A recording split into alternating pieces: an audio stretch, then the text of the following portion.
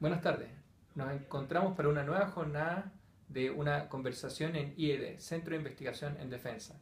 Nos acompaña hoy, como muchas veces lo ha sido, Óscar Olavarría, abogado, especialista en temas de seguridad. Óscar, por supuesto el tema de hoy no puede ser otro que comentar el fallo de la Corte Internacional de Justicia que apareció el día jueves pasado. Se han dicho muchas cosas en estos últimos días, han habido múltiples opiniones. Mi pregunta, o para plantear o para introducir el tema, ¿qué cosas se pueden sacar en limpio en estos días? A ver, en primer término, para muchos de nosotros creo que ha sido un fallo bastante sorpresivo. Eh, Básicamente, no tanto porque esta opción se hubiese dado, era una de las opciones previsibles, sino más bien por la contundencia del fallo. Pero en segundo término, y eso tú Andrés lo sabes muy bien porque digamos, somos litigantes en distintas materias, te ha llevado uno se lleva sorpresas cada vez que uno lee sentencias que son más o menos preliminares, mucho antes de llegar a una sentencia definitiva. Y muchas veces la lectura entre líneas de un fallo es mucho más importante que lo que definitivamente aparece en las conclusiones del fallo. Es decir, Lo considerando, como no decimos que... considerando el fallo. A primera línea, a primera vista, perdón, uno podría haber pensado, no, esto fue espantoso, yo recuerdo haber escuchado este fallo en el metro y mejor no repito el epíteto que lancé en ese minuto, digamos. Pero después cuando empecé a leer este tema un poco más detalladamente, uno se encuentra que Bolivia sufrió un golpe bastante fuerte y bastante severo a sus pretensiones. Es decir, Bolivia está planteando en su demanda que Chile sea obligado a negociar, pero no respecto de cualquier negociación, sino que esa negociación debe tener específicamente un resultado concreto. Y el resultado concreto es que Bolivia obtenga una salida soberana al mar. Efectivamente, eso está en el petitorio, su demanda, y decía que se declare que Chile tiene la obligación de negociar con Bolivia en orden a alcanzar un acuerdo que le otorgue a Bolivia una salida soberana al mar, al Entonces, Océano Pacífico. entonces, en definitiva, lo que estamos al frente es una negociación que no es cualquier negociación, No. es una negociación con apellido.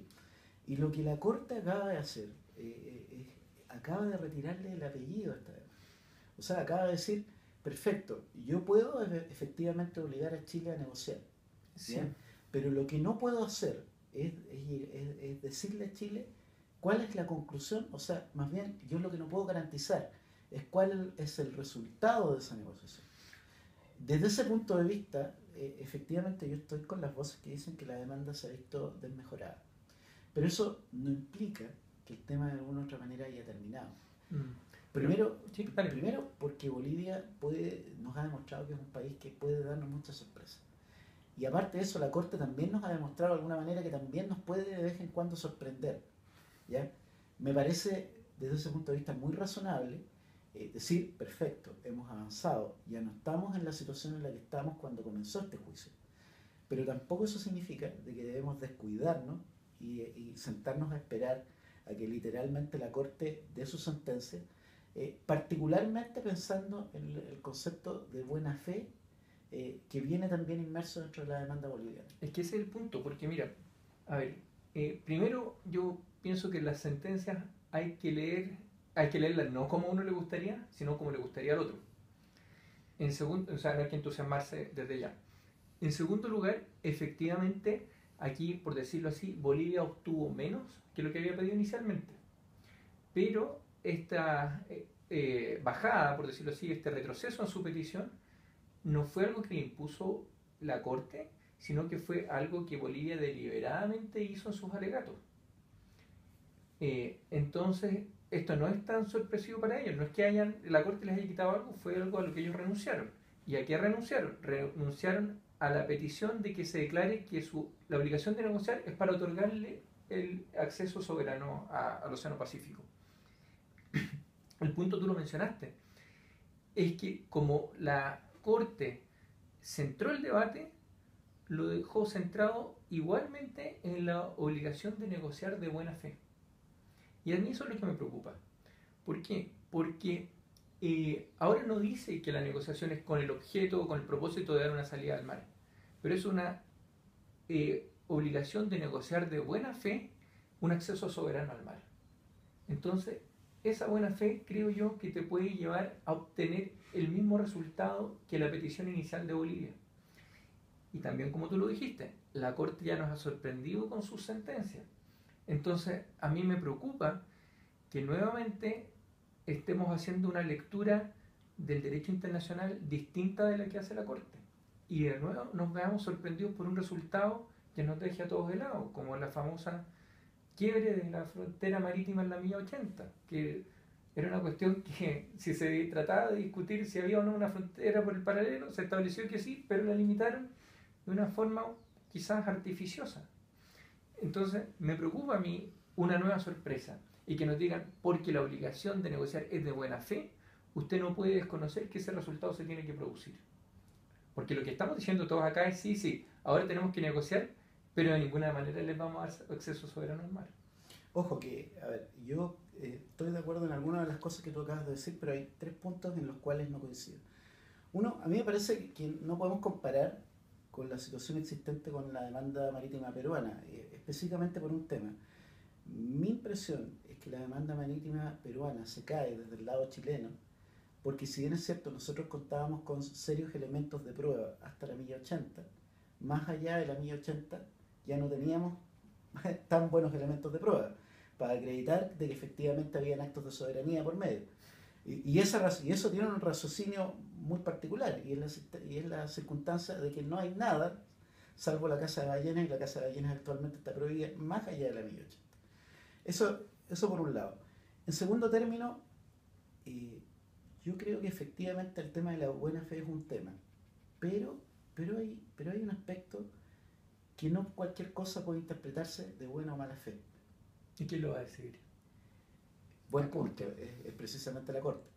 Pero puede considerarse buena fe la circunstancia de que eventualmente un país ya deba comprometer su integridad territorial para satisfacer los deseos de otra nación.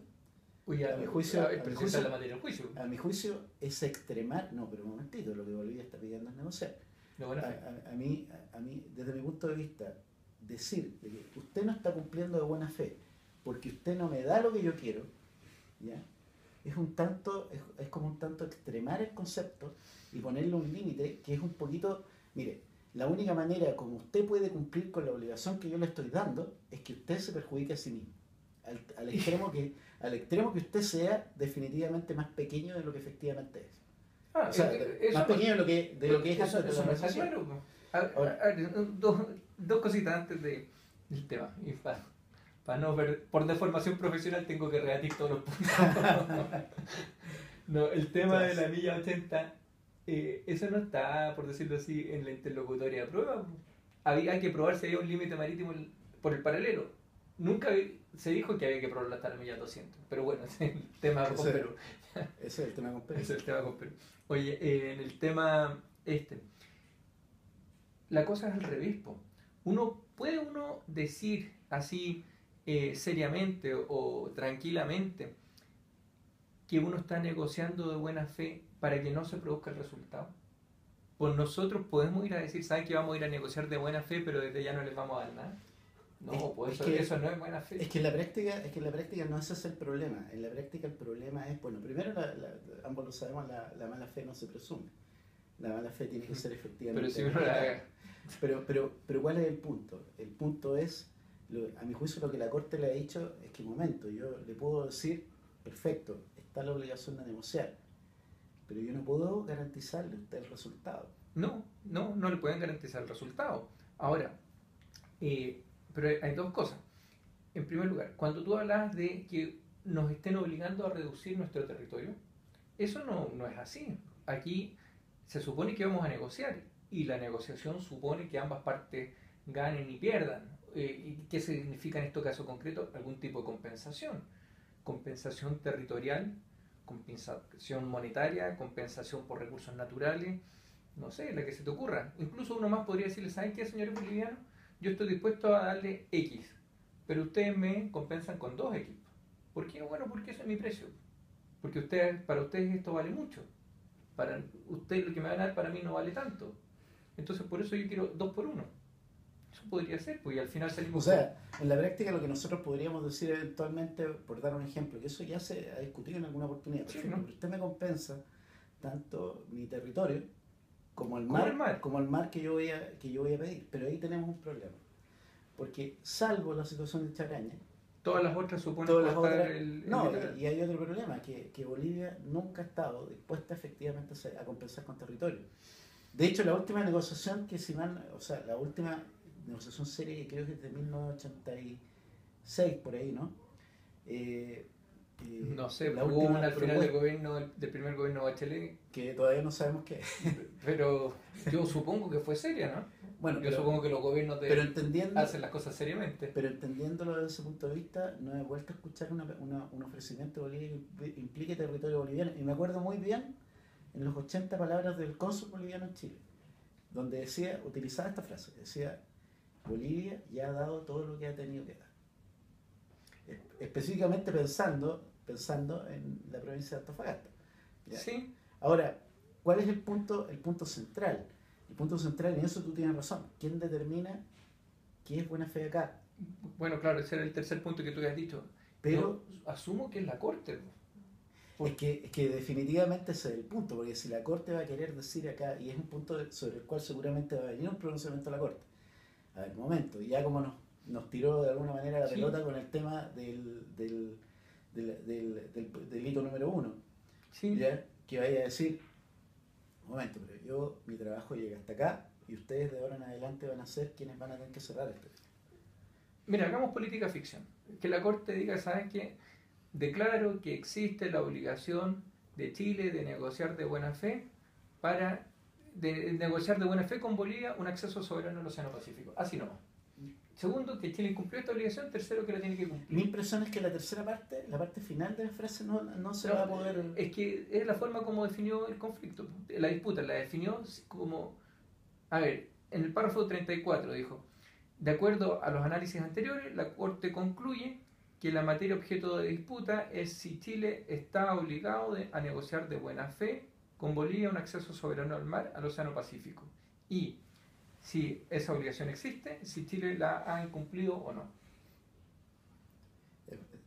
Sí, estamos entendiendo, o sea, aquí lo que estamos entendiendo en la práctica es que efectivamente está poniendo una obligación de resultado.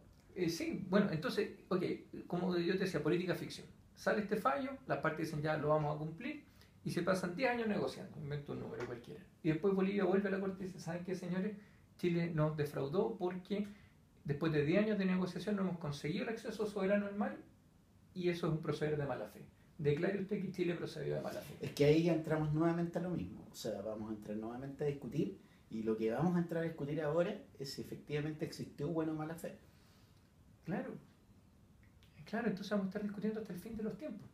Bueno, no es muy distinto a lo que hemos tenido hasta ahora. Bueno, y es que, mira, me cambio un poquito de caballo.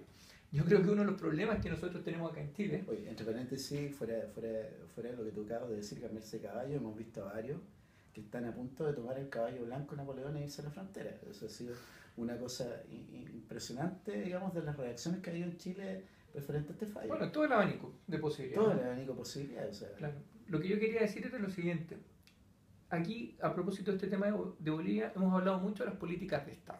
Que el tema de Bolivia responde a una política de Estado. Que las relaciones internacionales las manejamos con una política de Estado. Entonces, la primera pregunta es, ¿qué es lo que es una política de Estado?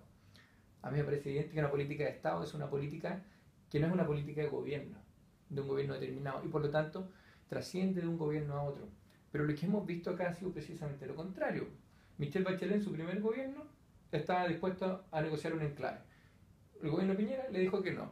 Es el gobierno actual de Bachelet, por lo visto dice que no. Nos vemos en La Haya. Nos vemos en La Haya, claro. Y al final la política de Estado significa sacarse una foto con la presidenta y con los representantes de todos los sectores. Eso no puede ser, eso es poco serio. Entonces, uno de los temas que tenemos que tener claro aquí es realmente armar política de Estado con contenido. ¿Vamos a estar dispuestos a negociar algo con Bolivia? ¿Sí o no? Pero es que mira, es que tenemos un problema en ese sentido, porque si tú te fijas, cuando partió todo este tema, ¿Sí? una de las primeras cosas que resultó ser tema en este asunto es nosotros tenemos que salir a contrarrestar la campaña comunicacional que Bolivia está haciendo en todo el mundo respecto al tema. Tuvimos la partida del caballo inglés con un video donde salen, mira, yo me acuerdo pensando, el presidente Frey, Internacional Demócrata Cristiana, presidente Lago, Internacional Socialista, el presidente Piñera, la International Democratic Union. O sea, tú estabas hablando con prácticamente todo el abanico de las tres internacionales políticas más importantes del mundo saliendo a la cancha a defender la posición chilena. Pero tuvimos como decía, la partida del caballo inglés y la llegada del burro, porque después definitivamente no hubo ninguna práctica constante ni seguimiento a la política de contrarrestar, digamos, los ataques que Bolivia nos da, digamos, en el concierto internacional desde el punto de vista comunicacional. Seguimos exactamente actuando como si cada día fuera todo y no estuvimos mirando lo que efectivamente podía venir. O sea, hemos tenido un trabajo legal bastante notable, pero el trabajo político también debe ir de la mano al legal, y en eso hemos fallado. Sí, a ver, lo que pasa es que yo entiendo esto, que aquí el derecho internacional no es igual que el derecho interno. Y aquí lo que hay son relaciones internacionales, donde el derecho internacional juega una parte, y ese derecho internacional, está el derecho internacional, está la política internacional. ¿Y qué es lo que es el derecho internacional? El derecho internacional no es solo los tratados. Entonces, cuando nosotros manifestamos nuestro apego irrestricto a los tratados, se nos está olvidando el resto del derecho internacional. La costumbre, la práctica, la jurisprudencia de la Corte, la doctrina, y por supuesto una cuestión que se nos va y que es propio de los tribunales anglosajones, que es el sentimiento de justicia que existe en un momento determinado en una comunidad determinada. La Haya va a resolver conforme a lo que a ellos les parezca justo, no conforme a la letra muerta o letra seca del tratado.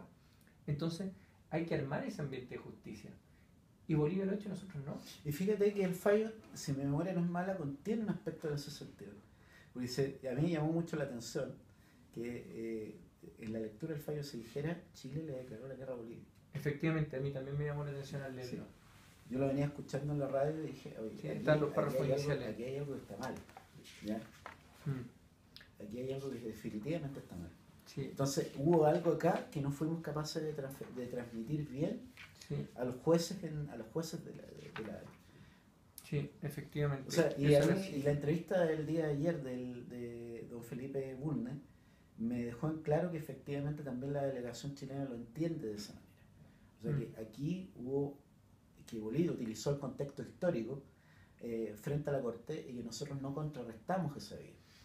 Efectivamente. Y nos termina poniendo en una situación que en el fallo parece un error. Mira, es que eso está en el párrafo 16. En el párrafo 16 se habla de que ambos países obtuvieron la independencia, que en el año 66 se firmó un tratado de límites territoriales, que en el año 74 esto fue confirmado, y después dice: en 1879 Chile le declaró la guerra a Perú y Bolivia en una acción conocida como la Guerra del Pacífico. En el curso de esa guerra, Chile ocupó el territorio costero de Bolivia. Las hostilidades llegaron a un fin entre Chile y Bolivia con la firma de una tregua en Valparaíso en 1884. Punto. Eso es toda la guerra. O sea, claro, faltó bastante, digamos. Había una expresión que utilizaba la revista Topaz años atrás: nos dejaron literalmente colgados de la brocha por esto. O sea, mira, no sé si esto efectivamente haya tenido mucha influencia a la hora de tomar esta decisión, pero sí efectivamente, o sea, si hay naciones o hay jueces que eventualmente consideran que las conquistas territoriales por vía militar es un mal antecedente, bueno, esto no ayuda precisamente mucho. Oye, a mí una de las cuestiones que me preocupa es la percepción de que la Corte entiende el derecho internacional de una forma distinta a la que lo hacemos nosotros, y que hay por lo tanto una falta de sintonía entre cómo razona la Corte y cómo razonamos nosotros. Porque cuando partió este problema, nosotros dijimos: oye, estamos al otro lado porque aquí hay un tratado que está clarito, 1904, trata de estos temas, es anterior al Pacto de Bogotá, así que la Corte no tiene nada que hacer. Con Perú dijimos lo mismo: oye, aquí no hay ningún problema porque hay un tratado que establece que el límite es un paralelo, y por lo tanto Perú está perdiendo el tiempo. ¿Y qué nos pasó? Perú obtuvo bastante, y Bolivia obtuvo que la Corte declarara, o más bien al resolver esta cuestión previa, la Corte ya dejó en claro que lo que se está discutiendo no es el Tratado de 1904. Entonces me preocupa que nuestra comprensión del derecho internacional sea distinta a la Corte, y que esa falta de sintonía nos haga obtener estos resultados. A mí me preocupa otra cosa. Me preocupa si efectivamente haber hecho uso de la excepción preliminar fue una decisión política o fue una decisión jurídica. Mira, puede ser de los dos, pero en verdad no sé si vale la pena llorar sobre la leche derramada. Ya lo O hicimos, sea, ya está ya está el resuelto. tema Y la a pregunta ver, es cómo y seguimos sin para adelante. perjuicio de eso, también es fácil, también tenemos que, también miremos el vaso medio lleno. Efectivamente hay un hecho objetivo, y el hecho objetivo es que la Corte efectivamente redujo la demanda boliviana. Sí, ¿Ya? Independientemente, y probablemente esa declaración previa no la habríamos obtenido si no hubiese estado la excepción de por medio. es posible, claro. Ahí podría haber una ganada. La demanda boliviana ahora ya no será tan potente como antes, porque se redujo. Como tú mismo lo dijiste, la posibilidad del elemento de la buena fe nos abre un interrogante que consiste en si el resultado va a ser el mismo que el que tenía la demanda original o si va a ser un resultado menor. Eh, entonces la pregunta es cómo seguimos para adelante. Bueno, yo creo que hay algo que no debemos hacer. No debemos. A ver, primero, las voces que hablan de retirarnos de la Haya en este minuto es una pérdida de tiempo porque porque simplemente no tiene ningún resultado. O sea, Sí, si nos retiramos ahora, el juicio va a seguir igual. el Sigue único pasando. resultado sería ahorrarnos los En honorarios de realidad, los abogados que... absolutamente. Ya. Eh, Ahora va a empezar un debate respecto a qué va a ocurrir después del fallo. Si conviene que nos retiremos de la Corte Internacional de Justicia o no. Que sigamos un poco las aguas de lo que hizo Colombia en su momento. Perdona, lo que supone que perderíamos el fallo. Lo que supone que perderíamos. Mira, es que incluso he escuchado algunas voces que dicen que aun cuando ganemos debemos retirarnos igual. Ya. ¿Ya? Ese tema es un tema para discutir por largo rato y no alcanzamos a verlo desafortunadamente ahora. Pero Oye, ¿te parece a ti que que debiéramos establecer una política de Estado que diga algo así como haremos todo lo que esté a nuestro alcance para no perder ni un centímetro cuadrado de territorio terrestre o marítimo? Punto. me parece que tengamos que llegar a ese punto porque simplemente nuestros políticos no sean capaces de ponerse de acuerdo en eso, es un tema. O sea, ahora, miremos lo que ha pasado ahora. Lo que sí ha ocurrido es que si te fijas, la clase política, mayoritariamente, acaba de salir una encuesta el día de ayer donde, a ver, siempre Bolivia, en cuanto al acceso soberano al mar, ¿Sí? en Chile obtenía alrededor del 15-20%. Ahora eso se redujo al 6%. ¿Sí? Eso Sí. es un buen tema, un buen Mm. punto. Cambió la percepción. A ver, a la hora de hablar en serio, la opinión de los chilenos mayoritaria es que Bolivia no tenga un acceso al mar. Y eso es prácticamente suicida para cualquier político que en Chile quiera otorgar acceso soberano al mar. Bueno, habrá que ver qué pasó con los que estaban a favor de darle un acceso al mar, en primer lugar. En segundo, Bueno, que han hecho un silencio bastante evidente después de la salida de esta resolución. sí. Bueno, Oscar, hay varios temas pendientes. Yo pienso que esto todavía se tiene que seguir decantando. Una cosa relevante, creo yo, aunque quizás pueda ser un tema menor, es cómo va a ser evaluado nuestro canciller en la próxima encuesta ADIMARC. Tradicionalmente ha tenido la mejor evaluación. Veamos si esto le impacta en su evaluación por parte de la ciudadanía. Yo creo que vienen temas muy relevantes, definir política de Estado, definir una estrategia frente a Bolivia, la misma la cambiamos o no. Eh, Vamos a abrirnos. ¿Qué pasa con esta posibilidad de negociar el acceso? Creo yo que son temas que hay que ver. Una Y cuestión, ojo, antes que se nos olvide, y una reforma definitiva de la Cancillería, que no hemos por sido capaces de supuesto, afrontar hasta el día de hoy. por supuesto. Oye, un último tema y te quiero dejar invitado para una próxima conversación aquí en IEDA, que consiste en que revisemos la situación jurídica de los distintos enclaves que existen en el mundo. ¿Qué ha pasado con ellos? Se me viene a la cabeza Ceuta, Melilla, Hong Kong, Macao, Gibraltar, que Gibraltar, por este no supuesto. está el día de hoy. Entonces, para que ¿Qué va a pasar, por ejemplo, con Cataluña? Ahora, chifo, te pongámonos en todos los escenarios, o sea, si nos va bien, si nos va mal, si nos va súper mal, si tenemos que realmente negociar para entregarle algo, ¿es viable Charaña hoy o la única solución es un enclave en alguna parte? mira, lo que sí voy a dejar dicho algo, yo creo que con Evo Morales no podemos negociar, Ok, puede ser un punto. es mi impresión. También podríamos, en una nueva conversación de IED podríamos ver ese Tocar punto ese tema, específico. sí. Oscar, te quiero agradecer tu presencia, tu compañía y tus sabios aportes. Muchas Muchas gracias. gracias, Andrés.